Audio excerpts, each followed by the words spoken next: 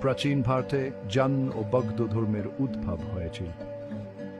আধ্যাত্মিক মুক্তির জন্য দুটি ধর্মই স্বতন্ত্র কিন্তু আন্তঃসংযুক্ত পথের সন্ধান দেয়।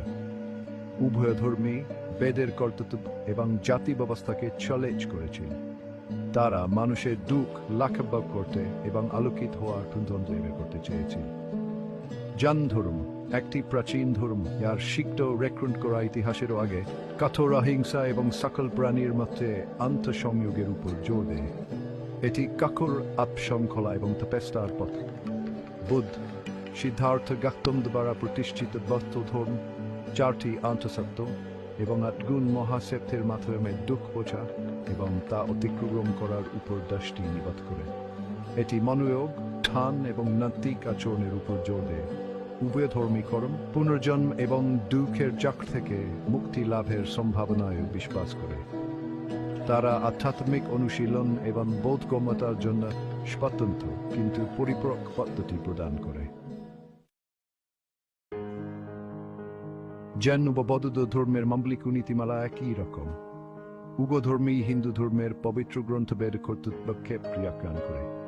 তারা শাস্তিকতা ও মেষপরে বিশ্বাস করে না। উভয়ধর্মী ব্যক্তিগত অভিযোজনতা এবং নীতিবান আচরণকে মুক্তির উপায় হিসেবে গুরুত্ব দেয়। উভয়ধর্মের কেন্দ্রে আছে কর্মের ধারণা। কর্মের ফলাফল আছে। ভালো কাজের ফলে ইতিবাচক এবং ভালো পুনর্জন হয়। খারাপ কাজের ফলে দুঃখ এবং নিকাশ অস্তিত্বে জগতের জন বিশ্বাস করে। জন্ম, মৃত্যু এবং পুনর্জন্মের এই চক্র ততক্ষণ পূর্ণ চলতে থাকে যতক্ষণ না কেউ মুক্তি লাভ করে। মুক্তি, যা আলোকিত বা নির্বাণ নামেও পরিচিত, তা হল চূড়ান্ত লক্ষ্য। এটি হল দুঃখ এবং পুনর্জন্মের চক্র থেকে মুক্তি।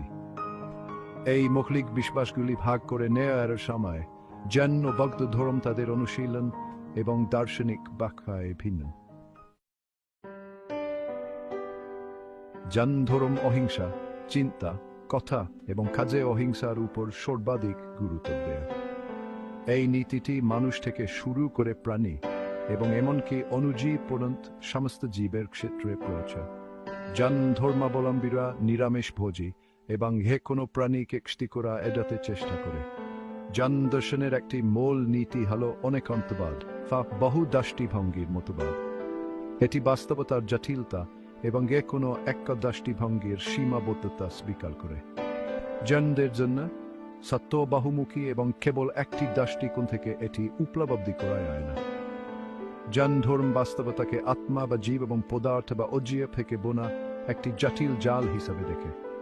কর্ম একটি সূক্ষ্ম পদার্থ আত্মাকে পুনর্জন্মের চক্রের সাথে বেঁধে রাখে। জৈন ধর্মাবলম্বীরা নীতিবান জীবনযাপন এবং তপস্যার মাধ্যমে কর্মফল থেকে আত্মাকে মুক্ত করার চেষ্টা করে। জৈন ধর্মে তপস্যা গুরুত্বপূর্ণ ভূমিকা পালন করে। সন্ন্যাসী এবং সাত্ত্বিকরা দারিদ্র্য, ব্রহ্মচর্য এবং অপরিগ্রহের কঠোর ব্রত পালন করে।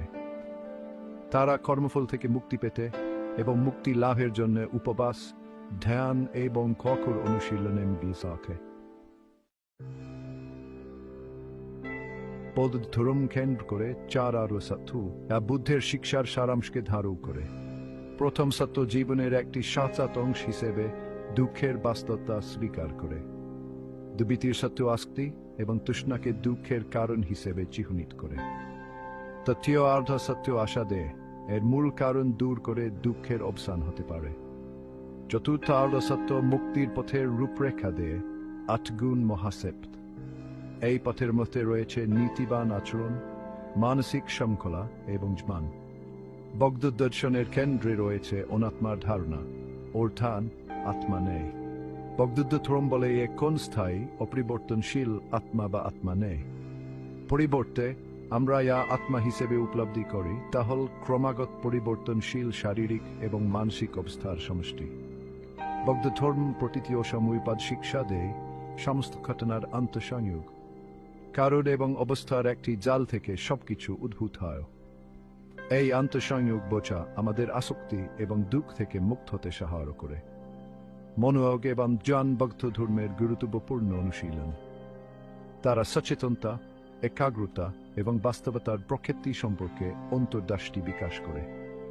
ধ্যানের মাধ্যমে ভক্তরা মনকে শান্ত করতে, বিচার ছাড়াই চিন্তা ভাবনা এবং আবেগ পর্যবেক্ষণ করতে এবং করুণা এবং ঝান বিকাশ করে লক্ষ্য করে।